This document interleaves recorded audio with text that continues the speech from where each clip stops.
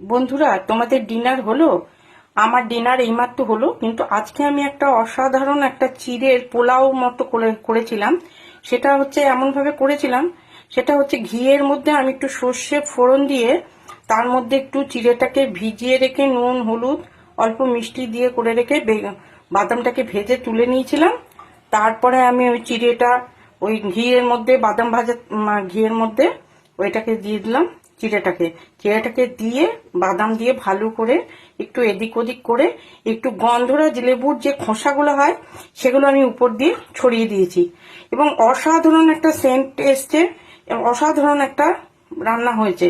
মানে একটা চিড়ের পোলাও যে এত সুন্দর হতে পারে আমি এই ফার্স্ট করে দেখলাম। গন্ধরাজ লেবুর যে খোসা হয় সেটা দিয়ে করলাম। তোমরা করে খেও, কেমন লাগবে অবশ্যই জানিও।